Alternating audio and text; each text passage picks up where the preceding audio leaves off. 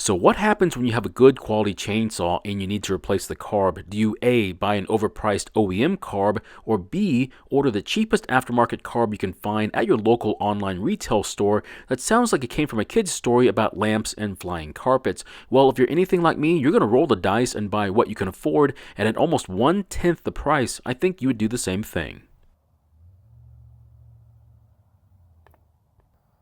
In today's video, we continue working on this really good chainsaw, and if you're wondering why it looks like this, it's because this was a true barn find, dirt and all. The problem is I bought the cheapest carb I can find, and I'm trying to install it on this chainsaw, but I'm running into some small issues. The worst part is that this is just the tip of the iceberg when it comes to the issues I'm going to have in this part of the repair.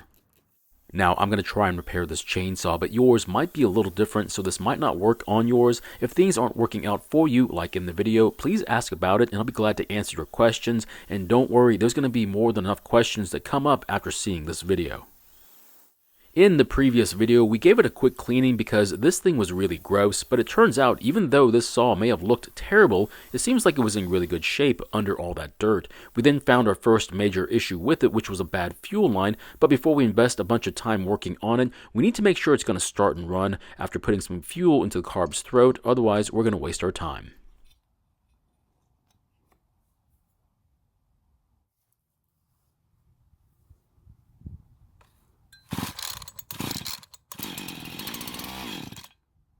Once we knew the engine was going to run, we then started to work on getting it running on its own. Now, after making s'mores with the spark arrestor screen and replacing the single fuel line, I then made the mistake of ordering an aftermarket carb. The reason I did that was because I thought I would be slick and take the new carb's metering diaphragm out and put it into the OEM carb, because just buying the diaphragm was only a little less than buying this whole kit, but it turns out it didn't line up like it was supposed to, so now I'm faced with a horrible dilemma. I now have to decide to either send the aftermarket carb back and then pay almost 10 times more for an OEM carb. I'm not going to say what price it is, but it's like buying 10 pizzas for a party when you only need one. That's the kind of price difference I'm talking about, which I think is simply outrageous. So of course, like any reasonable person, I'm going to buy the aftermarket carb, and this is when I realize where that extra money goes. It goes to my sanity.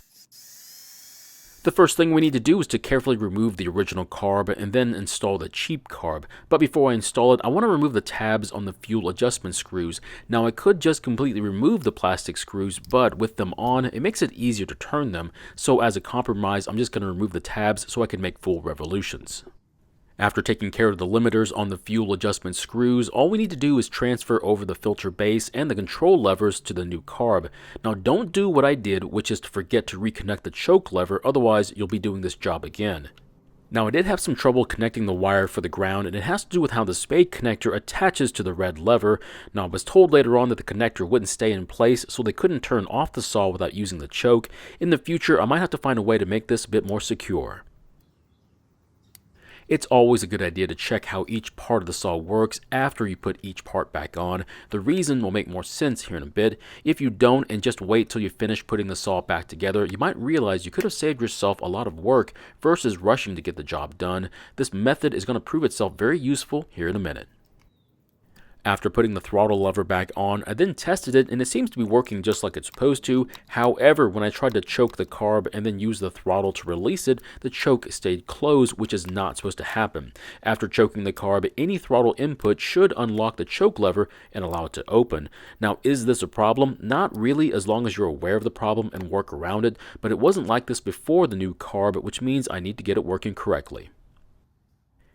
If we take a look at the original carb and do the same test to it, you can see just how it's supposed to work.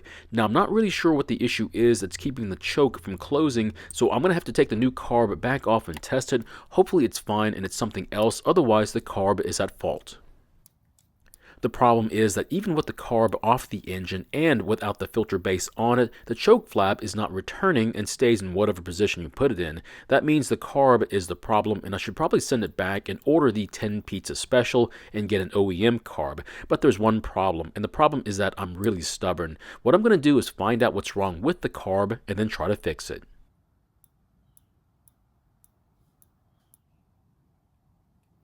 Now, if you didn't know, there's a spring-loaded bearing in this opening that works against the shaft to control its movement. I think it might be putting too much force on the shaft and hanging it up.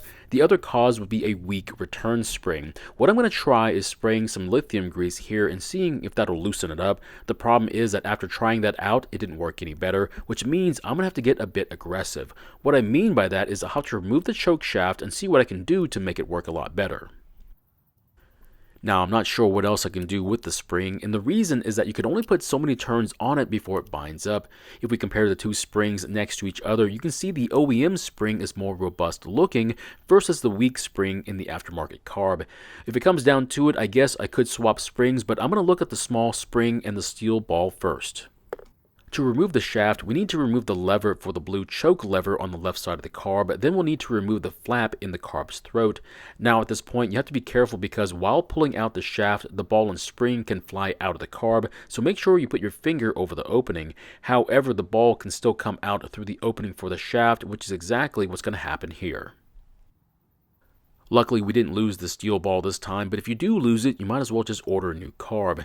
Now, if you look at the shaft, you can see the spot where the ball is supposed to hold the shaft. I don't plan on doing anything with the shaft. Instead, I intend on getting the small spring out and modifying it to put less force on the ball so it's easier for that weak spring to open the choke flap. Now, this is obviously a little extreme when it comes to fixing this carb, but if it works, we can get this saw working sooner than later. What I'm going to do is cut the spring down a little bit and then reinstall it, and hopefully it'll work like it's supposed to. After dropping the spring and ball back into the opening, I'll replace the shaft, plate, and lever for the choke. Now once it's back together, hopefully it'll work just like the OEM carb, and if it does, we'll install it back into the saw and check its operation once again. Now once we confirm that it works, we'll then put fuel and oil into the saw and test it out. Now, am I going too far in fixing a junk carb? And the answer is, you betcha. Once I knew it was junk, I should have thrown it back in the box and taken it to a designated return area and just ordered the 10 pizzas worth of carb. At least I would know it was going to work without having to modify it. There is one major issue with putting this carb back together, and it's of course putting it back the wrong way. There are at least 3 areas of concern when putting the choke back on. 1, the spring-loaded lever side can be installed backwards. 2, the choke plate could easily be installed in the wrong orientation, causing the engine not to idle. And 3, the lever arm on the left side of the carb could also be clocked incorrectly. Take it from me, just return the bad carb and get an OEM carb. After getting it back together and testing it, it's now working just like it's supposed to and returning open when there's any throttle input. I am going to tell you that I did have to cut the spring down twice. I just didn't bother showing it. All in all, I think I cut about 40% of that tiny spring off to get it to work correctly. That's just too much work for a carb that isn't worth any money.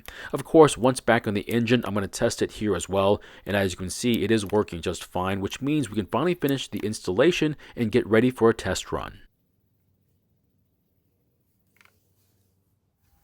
Now, the new kit did include several new parts, including an intake boot and air filter, but I'm hesitant to install them, seeing how rough this part turned out.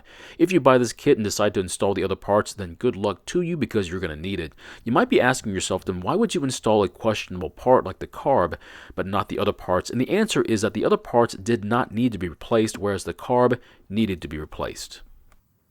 If you hadn't guessed, the fuel I'm putting into the tank is 89 octane 100% gasoline with no ethanol with a synthetic 2-stroke oil mixed at 50-to-1 gasoline to oil. Now the oil tank was also empty, so I'll put some in there as well. That way we can test the saw out. Now I don't recall how sharp the chain was, but I guess we'll find out soon enough.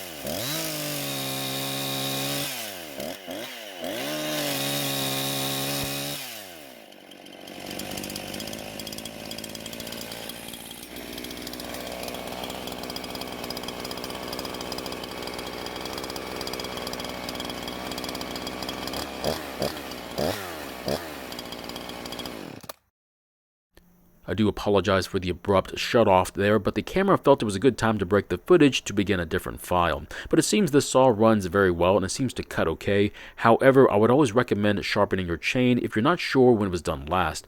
Now, I'm really happy to find out the saw was only neglected with poor storage and was not badly abused despite how it looked when we first got it.